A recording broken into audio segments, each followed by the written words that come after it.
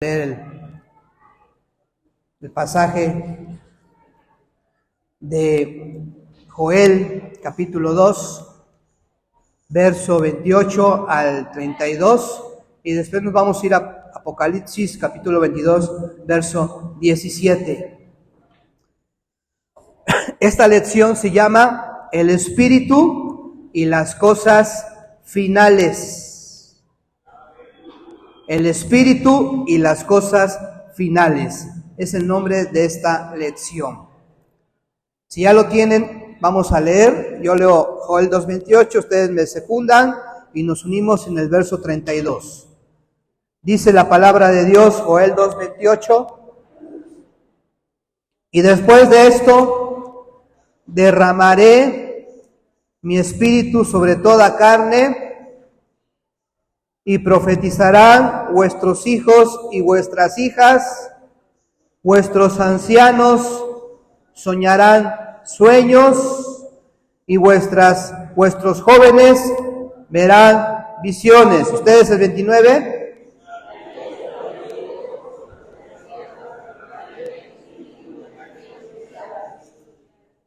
El verso 30 dice, y daré prodigios en el cielo y en la tierra, sangre y fuego, y columnas de humo.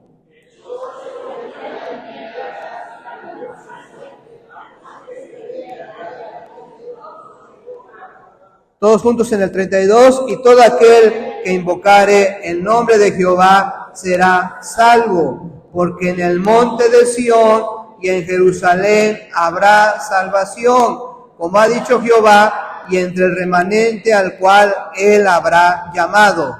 Vámonos a Apocalipsis 22, 17.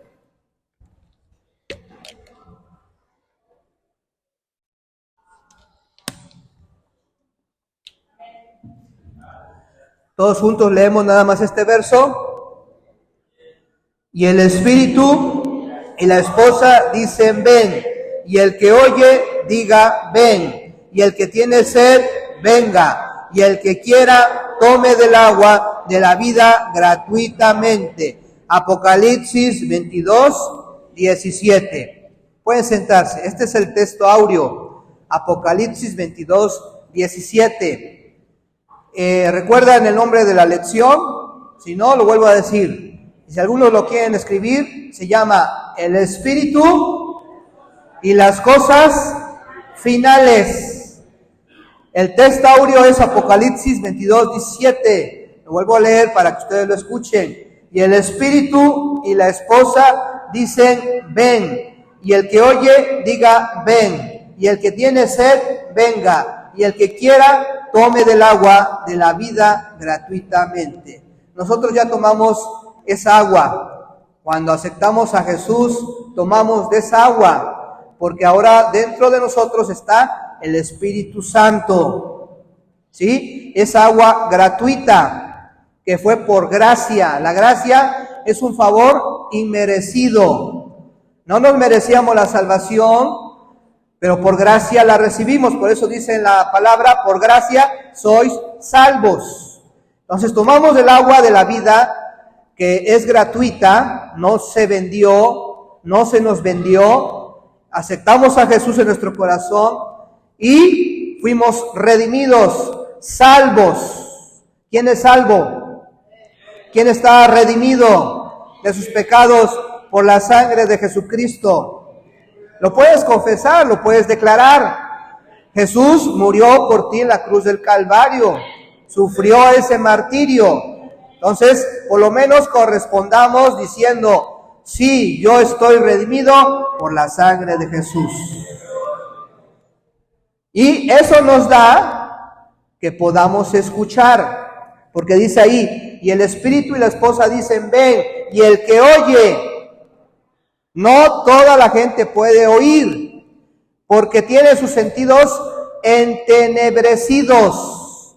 No todos pueden escuchar la voz, la palabra de Dios, porque tienen los oídos cerrados, su corazón duro, y no reciben la palabra, no la pueden escuchar. Si la escuchan, no la entienden, porque necesitan del Espíritu Santo.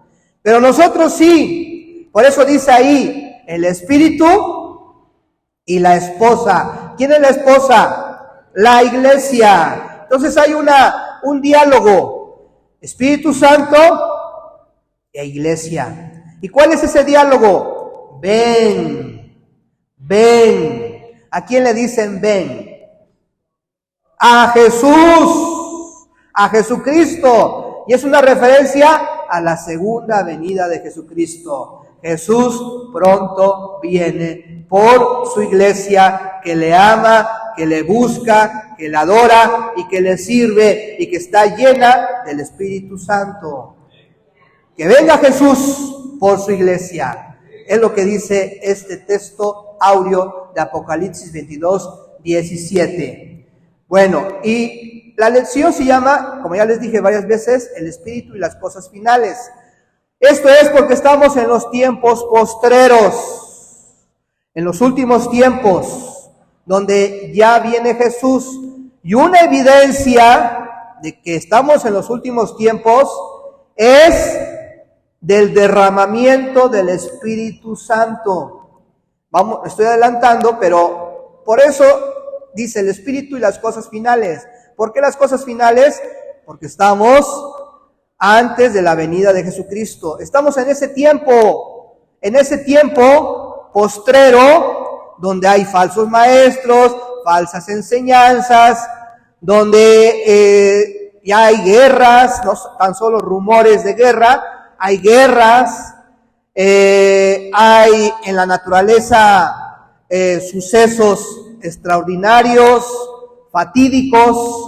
Entonces, todo esto son evidencias de los últimos tiempos.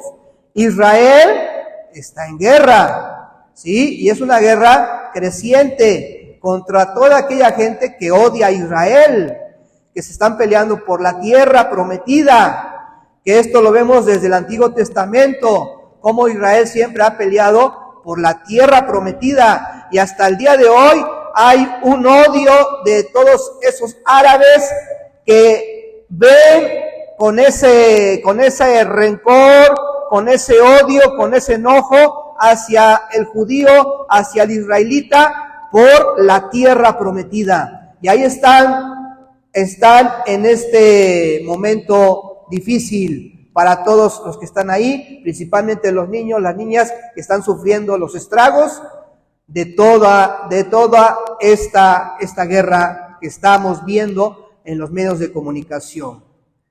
El Espíritu y las cosas finales.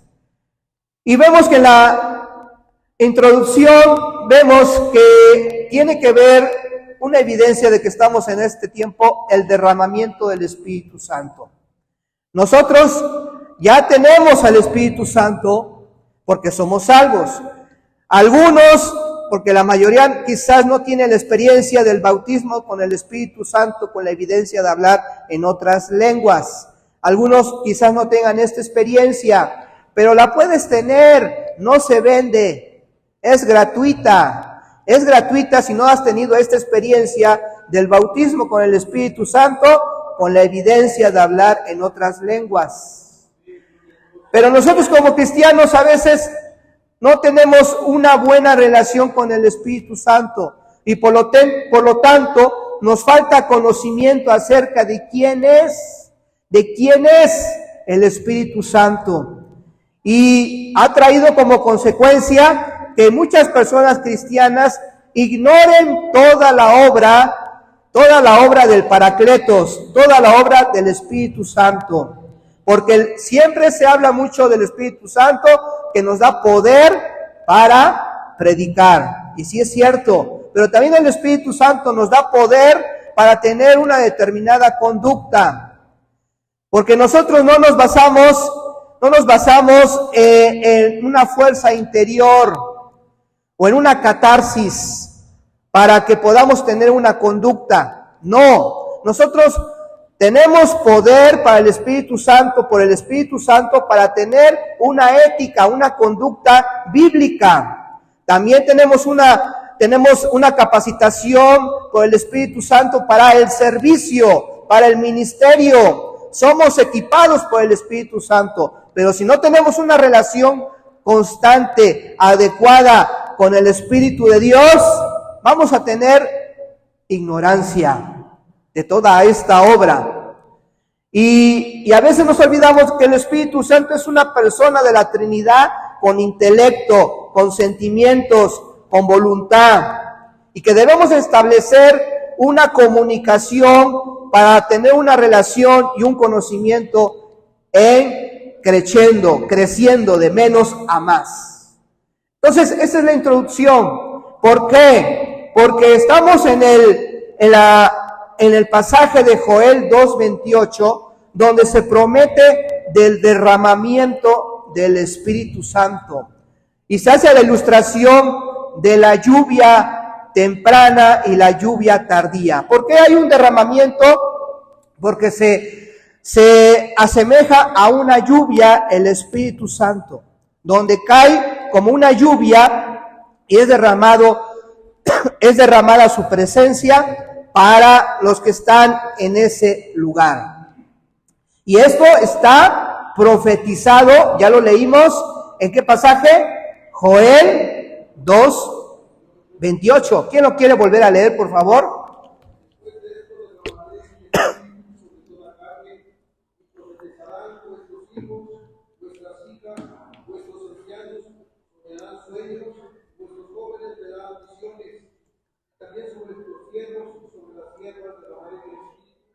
En aquellos días daré prodigios en el cielo y en la tierra sangre, fuego y columnas de humo. El sol se convertirá en tinieblas y la luna en sangre antes que venga el día grande y espantoso de Jehová. Y todo aquel que invocar el nombre de Jehová será salvo, porque en el monte de Sion y en Jerusalén habrá salvación, como ha dicho Jehová, y entre el remanente el cual habrá llamado. Gracias. Entonces, acá, ¿qué se está prometiendo? ¿Qué se está profetizando? El derramamiento del Espíritu Santo. ¿Por qué se está profetizando en el Antiguo Testamento? No tan solo en Joel 2:28 está profetizado, también podemos ver en Isaías 32:15. Alguien que busque Isaías 32:15 y Ezequiel, otro hermano, Ezequiel 11:19. Y sobre nosotros se ha derramado el Espíritu de lo alto, y el desierto se convierte en campo fértil, y el campo fértil sea exhumado por vosotros. Gracias. El desierto se convierta en campo fértil. ¿Por qué? Porque otra vez se habla del derramamiento del Espíritu Santo y con la imagen de una lluvia, el Espíritu Santo cayendo. ¿Y qué cambia? El desierto en un campo fértil. Está ahí también en Isaías profetizado. ¿Quién puede leer Ezequiel 11:19? Ezequiel 11:19. Y les daré un corazón y un espíritu nuevo, pondré dentro de ellos, y quitaré el corazón de piedra en medio de su carne, y les daré un corazón de carne. Gracias, hermano. Vemos ahí del Espíritu Santo cómo cambia el corazón de piedra a un corazón de carne. El Espíritu Santo habla de la obra del Espíritu Santo que se está cumpliendo en nosotros, porque ya no tenemos un corazón duro, sino ya un corazón sensible a la presencia de Dios. Zacarías 12:10. También, si alguien quiere leerlo, por favor. Zacarías 12:10. Derramaré sobre la casa de David y sobre los moradores de Jerusalén espíritu de gracia y de oración, y mirarán a mí, a quien traspasaron, y llorarán como se llora por hijo unigénito, afligiéndose por él como quien se aflige por el primogénito. Sí, gracias, hermano. Si quiere volverlo a leer otra vez, por favor. Derramaré sobre la casa de David, sobre los moradores de Jerusalén, espíritu de gracia y oración, y mirarán a mí, a quien traspasaron, y llorarán como se llora por un hijo unigénito, Gracias. Bueno, todos estos pasajes son algunos que están coincidiendo en algo equivalente, que es la profecía del derramamiento del Espíritu Santo. Estos profetas tenían esa unción, No toda la gente tenía la unción o al Espíritu Santo. ¿Sí? Vemos que el rey, en esos tiempos del Antiguo Testamento, el rey, el sumo sacerdote y el profeta eran ungidos y llenos del Espíritu Santo. Pero toda la población judía no tenía esta experiencia. Por eso entonces los profetas están dando este anunciamiento, esta profecía de que en los tiempos postreros se va a llevar a cabo el derramamiento del Espíritu Santo. ¿Sí? Y esto lo vemos ya en cumplimiento en Hechos capítulo 2. Ahí vemos ya cómo esta profecía se cumple en el Pentecostés. También vemos que en Jesucristo hay un cumplimiento del derramamiento del Espíritu Santo. Y eso también lo vamos a estar leyendo con calma. ¿Sí? Primero, antes del Pentecostés, vamos a ver cómo en Jesucristo actuó y enseñó por el Espíritu y enfatizó la necesidad del Espíritu Santo.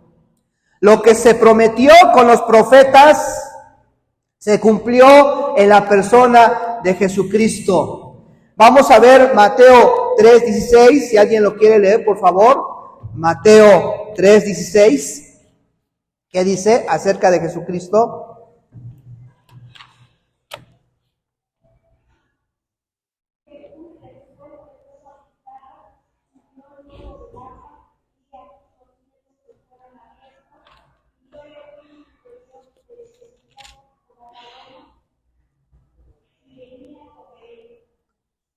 Sí, venía sobre él. ¿Quién descendió sobre Jesucristo después de que fue bautizado en aguas? El Espíritu Santo descendía como paloma y venía sobre él. Vemos ahí entonces en Jesucristo cómo sobre él descendió el Espíritu Santo. En Lucas 4:11, si alguien también me quiere ayudar a leerlo. Lucas 4:11.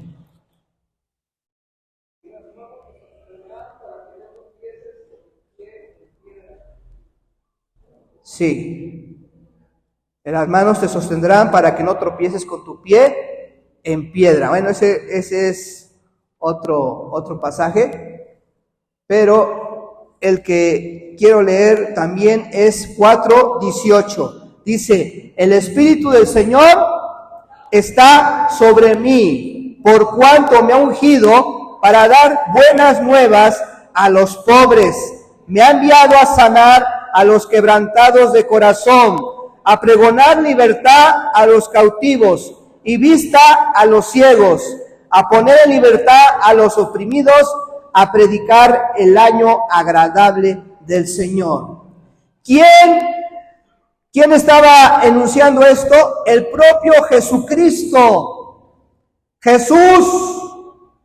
¿Qué está leyendo? Del libro del profeta Isaías.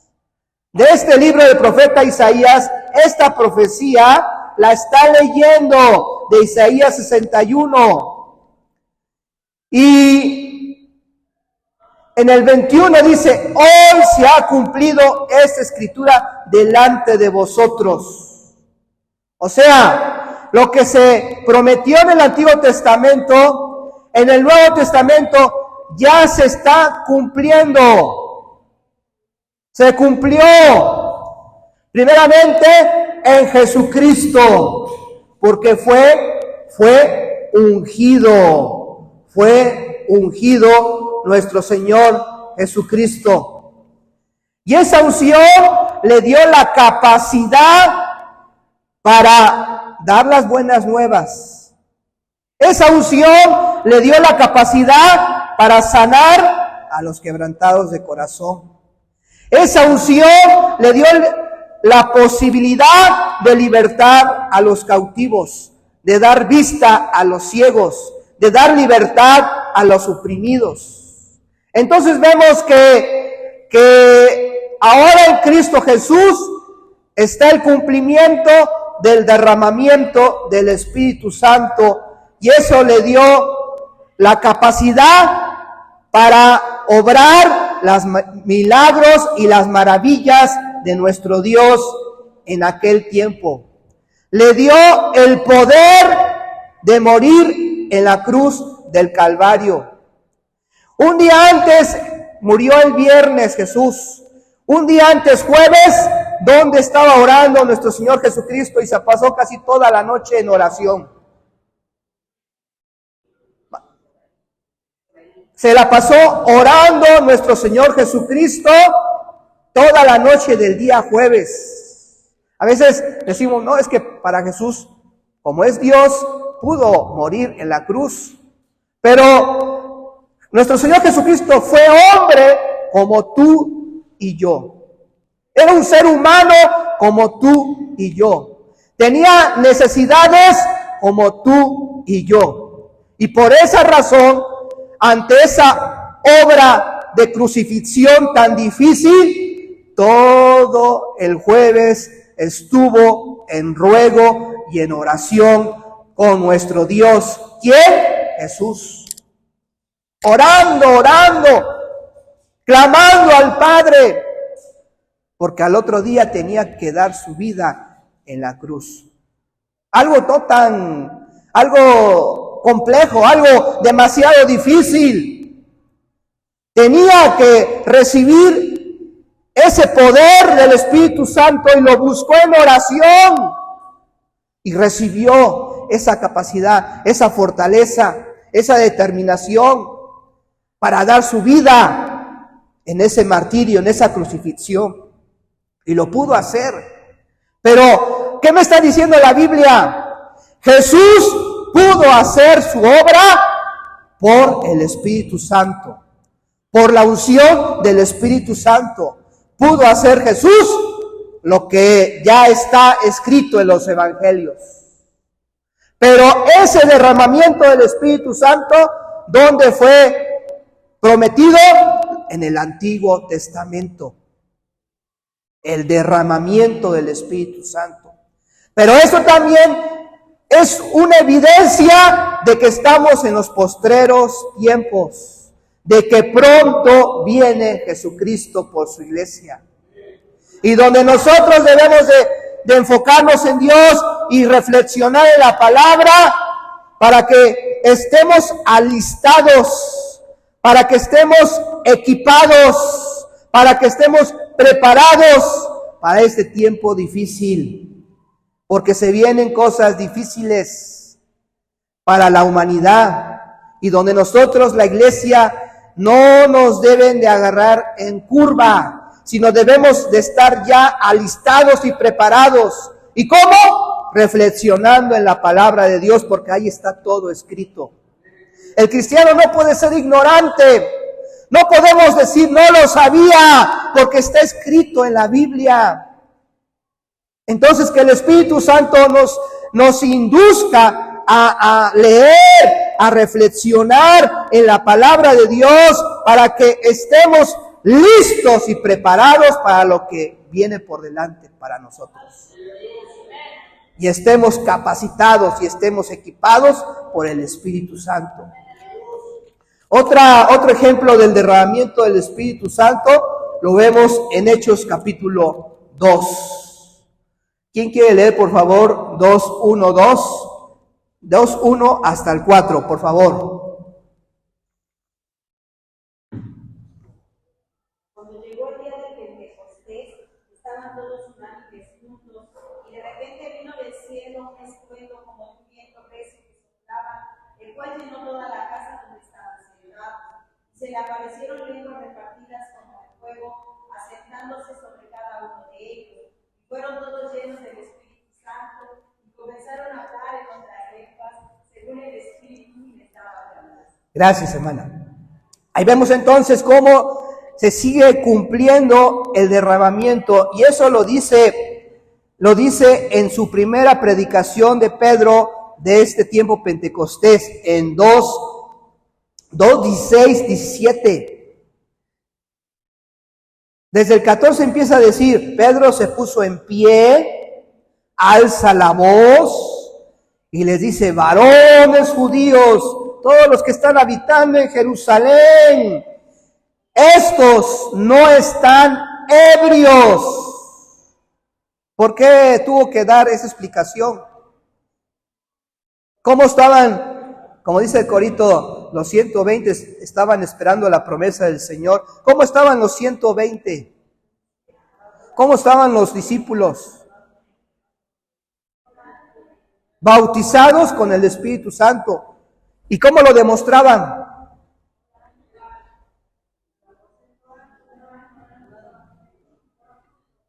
Estaban juntos.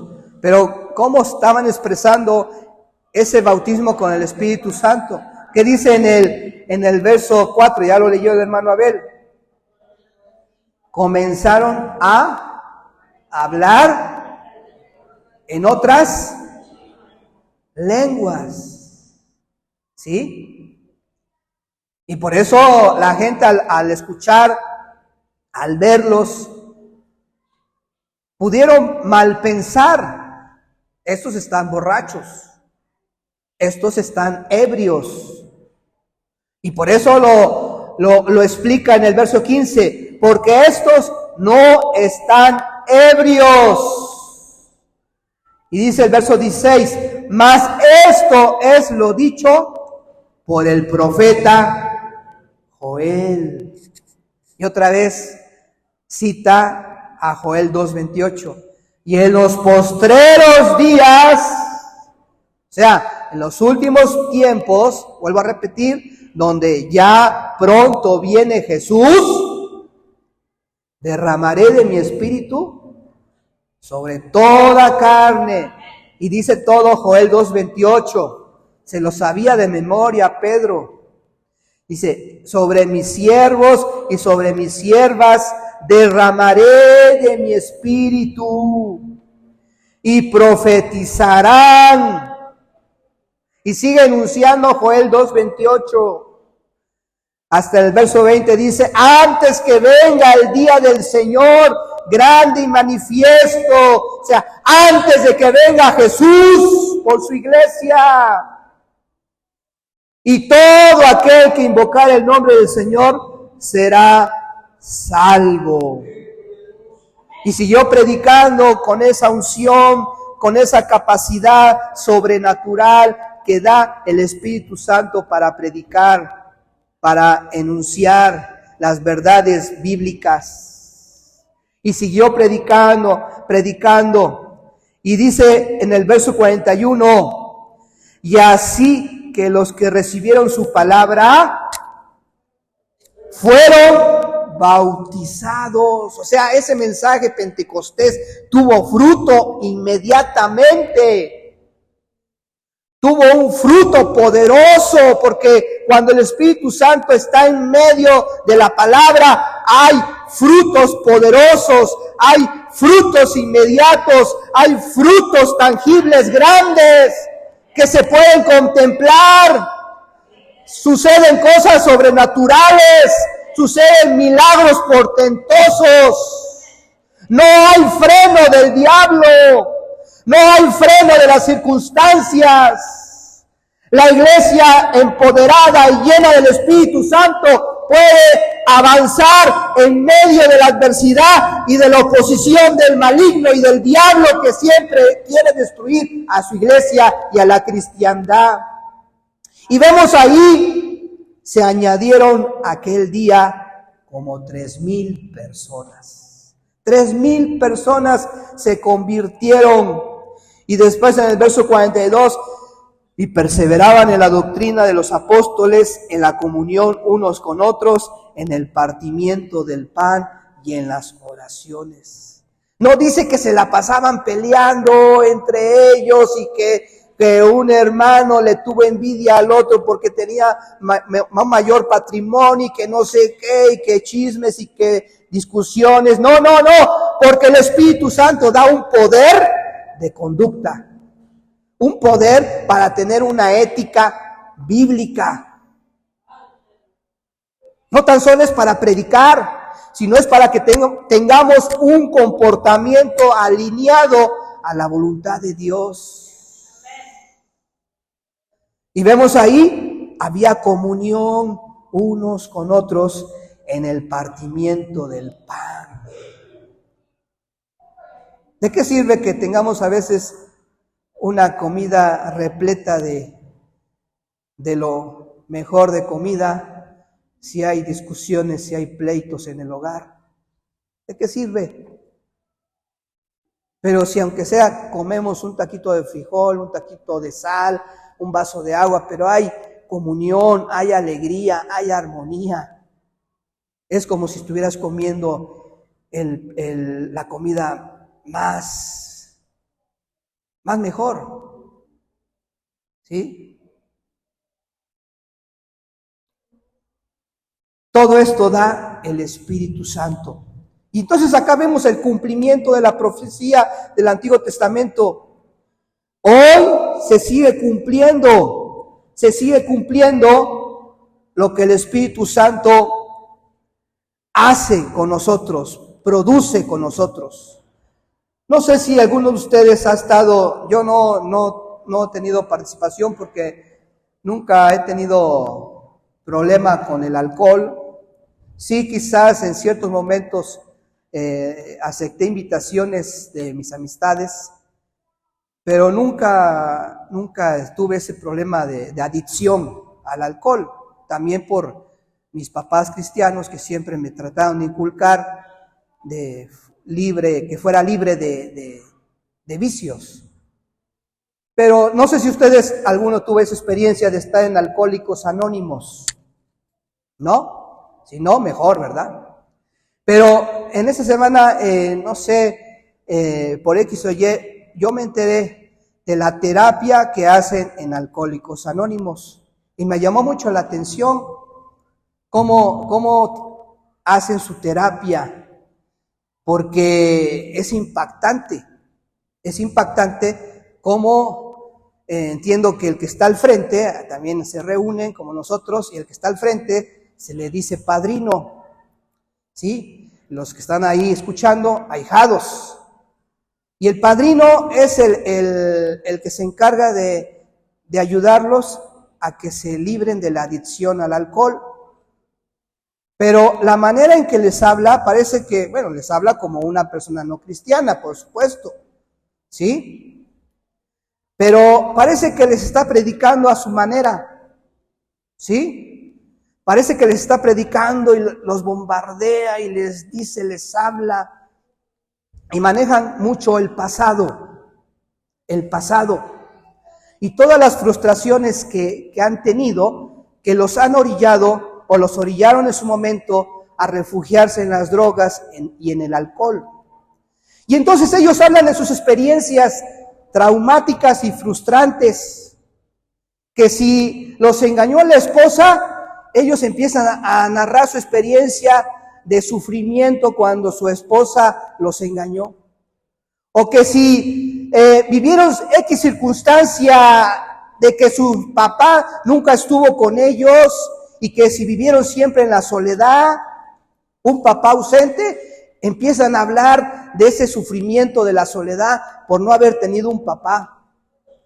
Que si fueron huérfanos, también le añaden, no tuve ni papá ni mamá, siempre estuve prestado ahí con los primos. En las navidades nunca tuve una Navidad bonita con mis papás, y lo empiezan a decir, sacan todo lo que tienen adentro, toda esa tristeza, todo ese dolor emocional, lo sacan y provocan una catarsis. Yo no sabía más o menos qué es la catarsis, pero les voy a leer la definición de lo que es la catarsis. Dice, entre los antiguos griegos, es esto algo que ya se practicó desde hace mucho tiempo. Los griegos lo practicaban. Dice, purificación de las pasiones del ánimo mediante las emociones que provoca la contemplación de una situación trágica. Las situaciones trágicas que han tenido todas estas personas los orillaron a que se convirtieran en drogadictos y alcohólicos. Y entonces el padrino, el que está al frente, les empieza a decir de sus experiencias y les provoca y les dice, no se pueden hundir en el alcohol y en las drogas. Y por ejemplo, yo en mi pasado, si mi papá nunca me quiso, ya lo perdoné, ya cerré el libro, di el camino por delante. Y empiezan a decir y a decir y a decir y provocan una efervescencia adentro en sus emociones y que los orilla a que empiecen a dejar la adicción.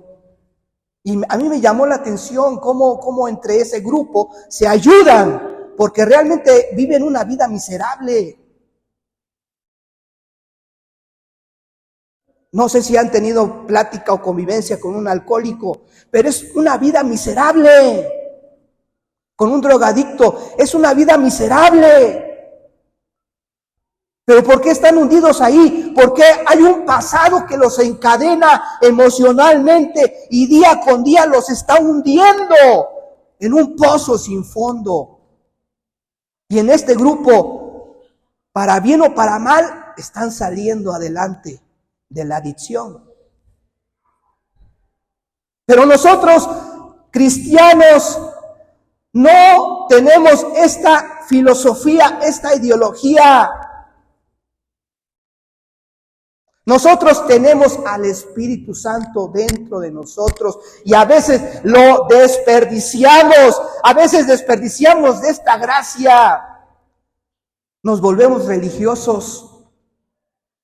Pensamos con que venir a cantar una hora y escuchar la predicación, ya cumplí mi cristianismo.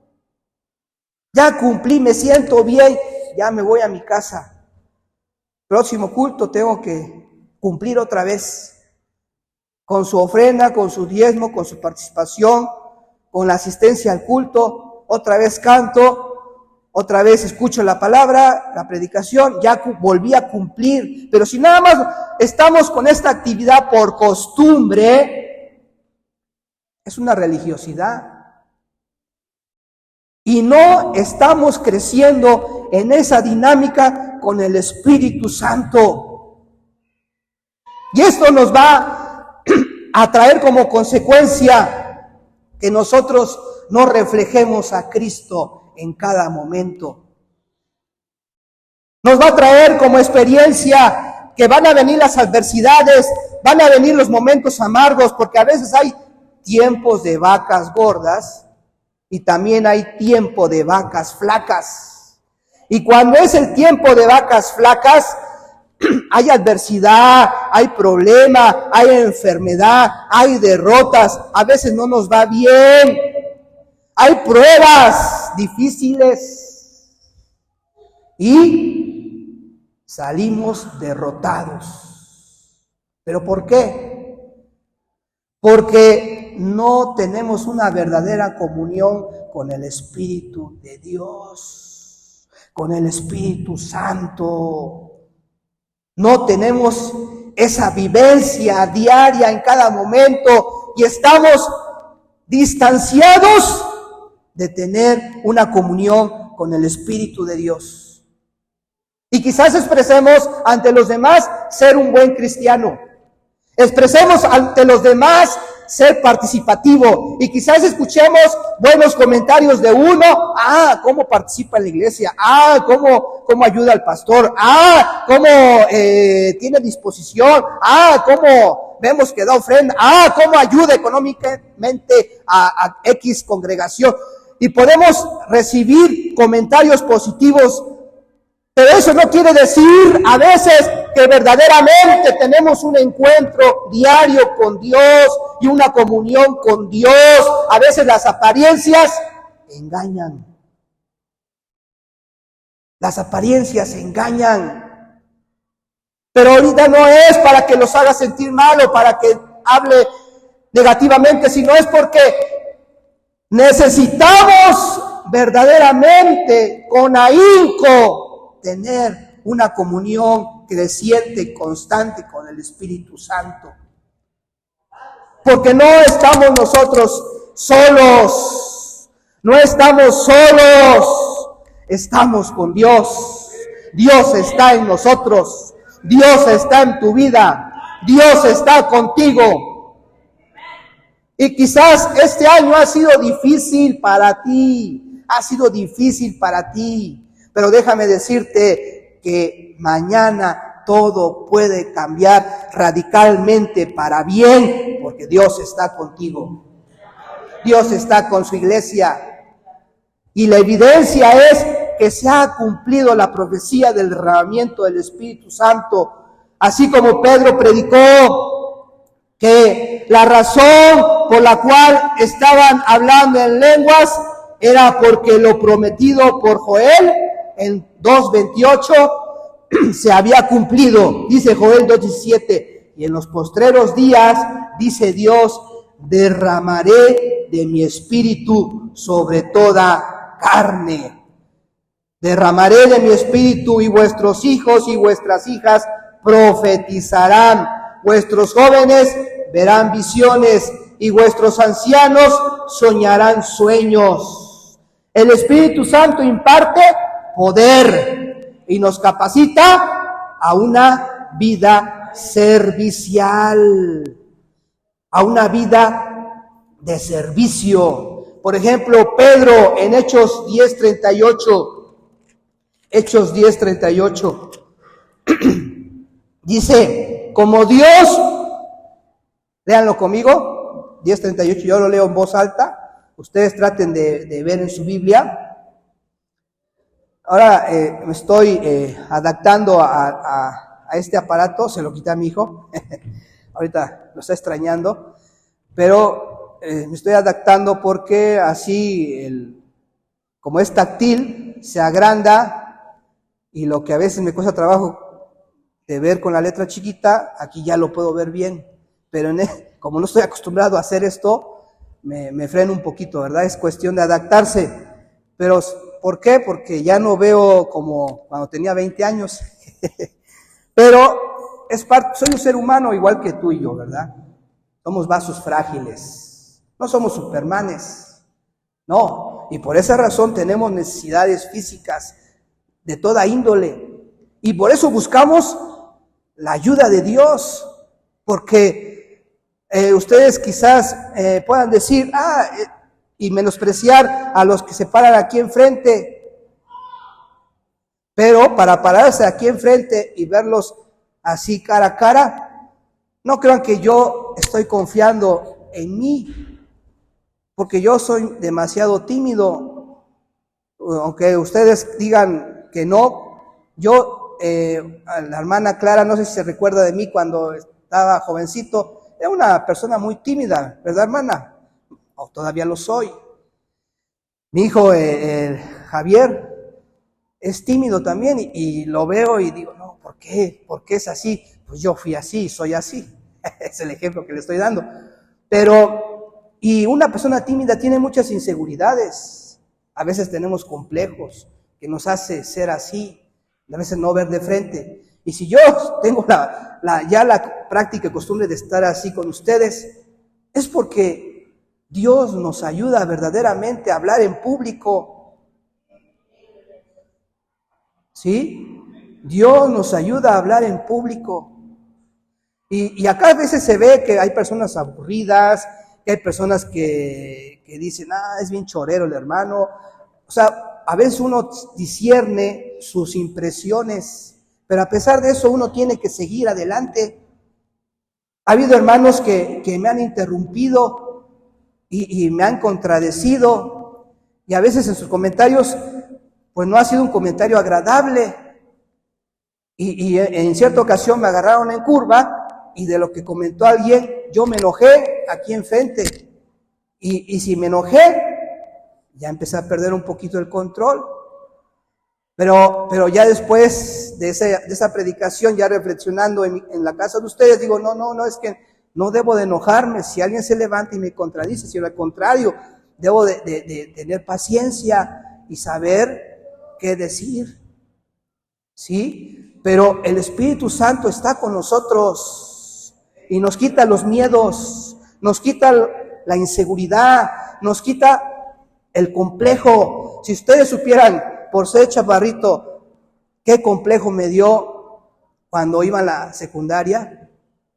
Yo a veces me colgaba, puse como barras en la casa de ustedes y me colgaba para ver si me estiraba y crecía un poquito más. Ya no pude, Dios no me permitió pasar el 1.60. Y eso me dio complejo, me dio inseguridad. Pero cuando uno se para aquí, uno se reconoce cómo es, pero eso no importa. ¿Por qué? Porque uno no se tiene que proyectar. Aquí lo que se tiene que proyectar es a Jesucristo. Aquí lo que se tiene que proyectar es su palabra. Aquí lo que se tiene que lograr es que la iglesia sea bendecida. Aquí lo que se tiene que lograr es el propósito de Dios, un crecimiento espiritual. Y si estoy gordito, estoy peloncito, eso ya no me importa, no importa, aquí no es trascendente, ¿verdad? Porque no estamos en una telenovela y del galán y que eso, no, ¿verdad? Aquí estamos en la iglesia y se busca lo espiritual, se predica la palabra y para hacerlo necesitamos de la unción del Espíritu Santo. Amén, hermanos. Y Pedro estaba lleno del Espíritu Santo y predicaba. Y de Hechos 10:38, ¿qué dice? Como Dios ungió con el Espíritu Santo y con poder a Jesús de Nazaret, y como éste anduvo haciendo bienes y sanando a todos los oprimidos por el diablo, porque Dios estaba con él. Hay mucha gente oprimida por el diablo, hay demasiada gente. Y hoy está de moda que la gente se haga tatuajes en el cuerpo. ¿Sí? No sé si han visto ahora la juventud llena de tatuajes. Y ahí demuestran su manera de pensar. Y a veces me llama la atención de una, pues ya señora, tiene su tatuaje de la Santa Muerte. Y con mucha honra, con mucho orgullo, anda con su tatuaje de la Santa Muerte. ¿Sí? Y se ponen ahí sus tatuajes las personas, y vemos los jovencitos que hasta usan camisas de tirantes para que muestren sus brazos todos tatuados y toda la cosa. Pero aquella persona que venera a la Santa Muerte, ¿qué es, según este pasaje? Un oprimido por el diablo, literalmente. ¿Sí? Y de todos esos jóvenes, ¿por qué están con esas prácticas? Ahora está muy de moda el gimnasio, que el cuerpo lo vuelvan musculoso y se tatúan. Y es sacar el amor hacia uno mismo de manera exagerada. Y eso es narcisismo, eso es egocentrismo, eso es egolatría en exceso. Y vemos a la juventud con esa actitud incorrecta, inadecuada. Según este pasaje, son personas oprimidas por el diablo. ¿Y qué hizo Jesús con esa unción? A esa gente la libertó de esa esclavitud y de esa opresión. ¿Pero qué tenía? La unción. Porque dice, como Dios ungió con el Espíritu Santo y con poder a Jesús de Nazaret, y como éste anduvo haciendo bienes y sanando a todos los oprimidos por el diablo, porque Dios estaba con él. Con Jesucristo. ¿Qué hizo Jesucristo? Acá dice en un pasaje que no está narrado, no está escrito todo lo que Jesús hizo. Es un resumen en los evangelios de lo que Jesús hizo en ese momento histórico, porque Jesús hizo todavía más milagros, más sanidades, más obras de liberación, en ese momento histórico en Palestina, pero también sigue logrando liberar al oprimido por el diablo, pero ahora a través de la iglesia, cuando la iglesia evangeliza, cuando la iglesia anda en las calles, cuando la iglesia está con el necesitado, cuando la iglesia está con el oprimido, con el cautivo, con el esclavo, con el adicto, con el drogadicto, cuando la iglesia está evangelizando a la prostituta, cuando la iglesia está donde hay gente oprimida por el diablo, Jesucristo sigue sanando, Jesucristo sigue libertando, Jesucristo sigue haciendo obras poderosas, pero ahora a través de la iglesia llena del Espíritu Santo. Porque si la iglesia no está llena del Espíritu Santo, nada más es un club social donde se hacen eventos bonitos, ¿sí? Y a veces a la gente le gusta eso, que haya diversión, que haya entretenimiento. Pero una iglesia llena del Espíritu Santo es una iglesia con propósito, con sentido bíblico. Es una iglesia que anda haciendo la obra de Dios. Es una iglesia que no pierde el tiempo en chismes. Es una iglesia que no pierde el tiempo en división.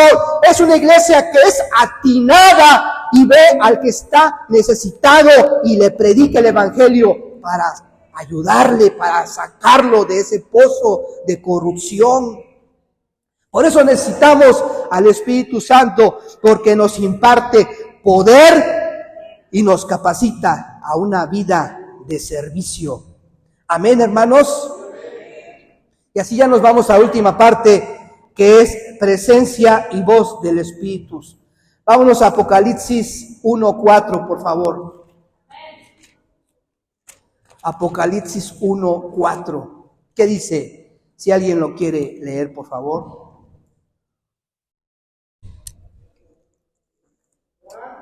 Siete iglesias que están en Asia, gracia y paz a vosotros, el que es, el que era, el que ha de venir, y de los 7 espíritus que están delante de su trono.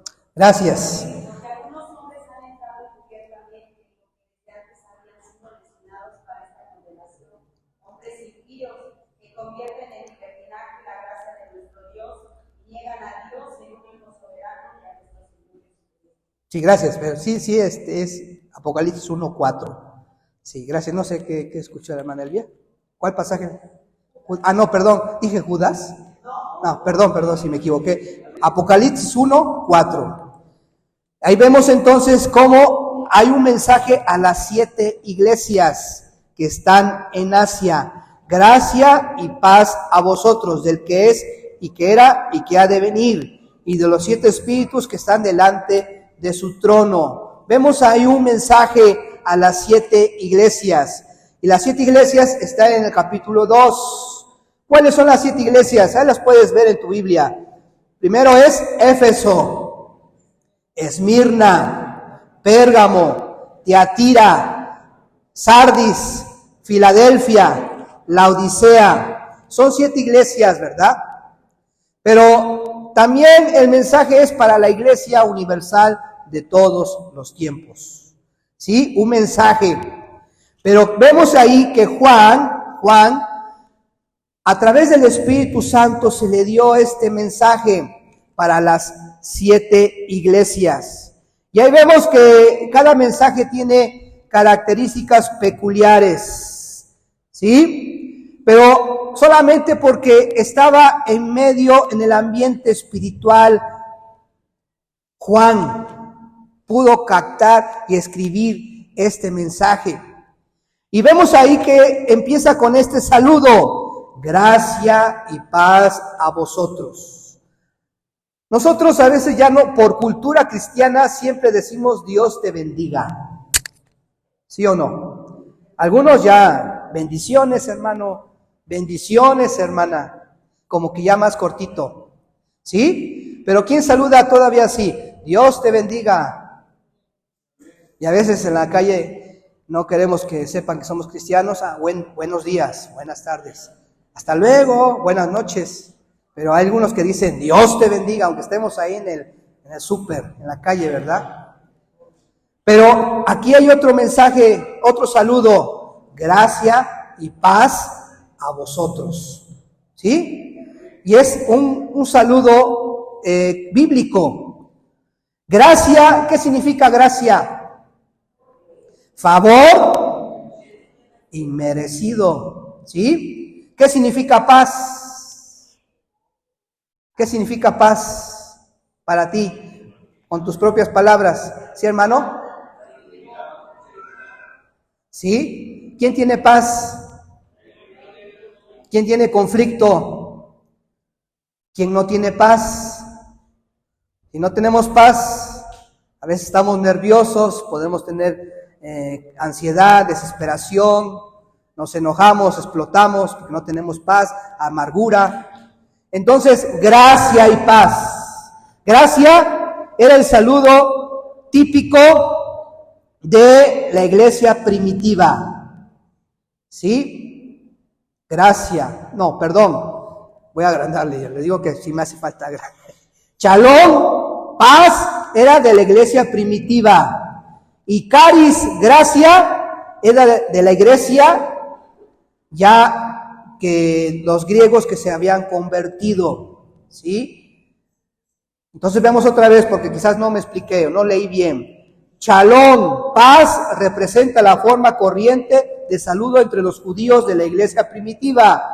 Y caris, gracia, era la fórmula corriente de saludo entre los griegos. Y lo vemos en 2 de Corintios 13:14. 2 de Corintios 13:14, si alguien lo quiere leer.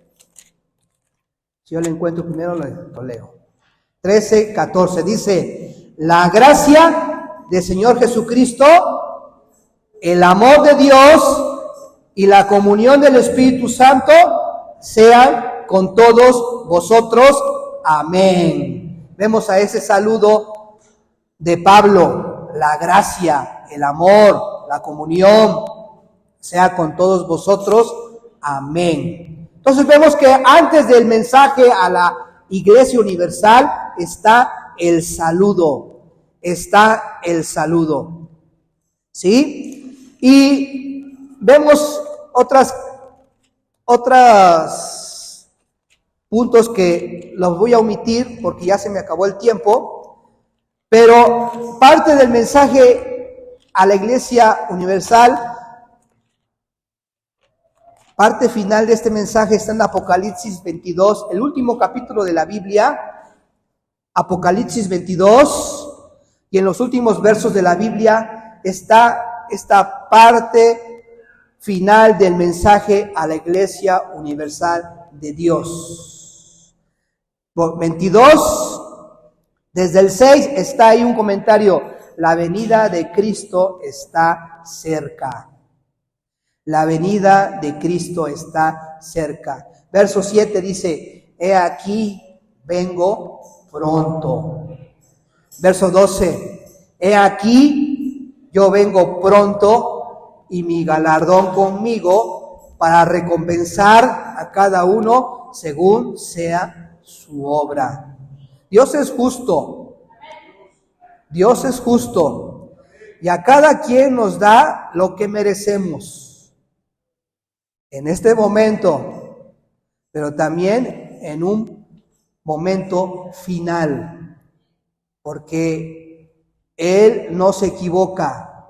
Verso 13 dice: yo soy el alfa y la omega, el principio y el fin, el primero y el último.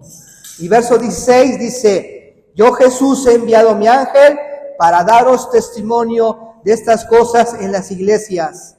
Yo soy la raíz y el linaje de David, la estrella resplandeciente de la mañana.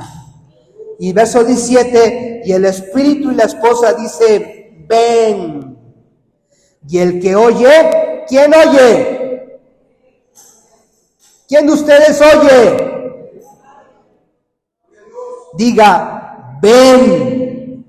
Y el que tiene sed, venga. Y el que quiera, tome del agua de la vida gratuitamente. Verso 20: el que da testimonio de estas cosas dice: ciertamente vengo en breve. ¿Qué dice ahí la Biblia? Amén. Sí, ven, Señor Jesús. La gracia de nuestro Señor Jesucristo sea con todos vosotros. Amén. Y se termina la Biblia. ¿Sí o no? ¿O hay un verso 22 en tu Biblia? ¿Alguien tiene un verso 22? 22. ¿Sí? A ver, ¿quién? No, ¿verdad? Ahí se termina la Biblia. ¿Cómo termina la Biblia? ¿Con qué palabra? Amén. ¿Qué significa amén? ¿Qué significa?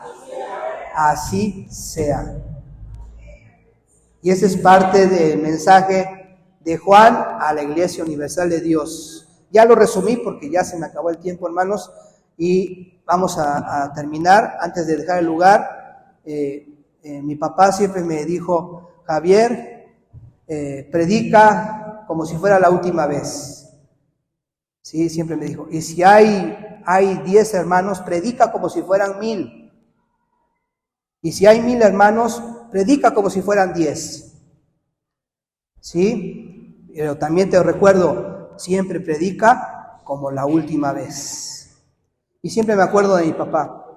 Mi papá me ha enseñado muchas cosas hasta la fecha. Me sigue enseñando y parte de lo que soy es por él. Y en muchas cosas me sigue ayudando mi padre espiritual, mi papá físico, al cual admiro y al cual le doy las gracias, aunque no esté aquí.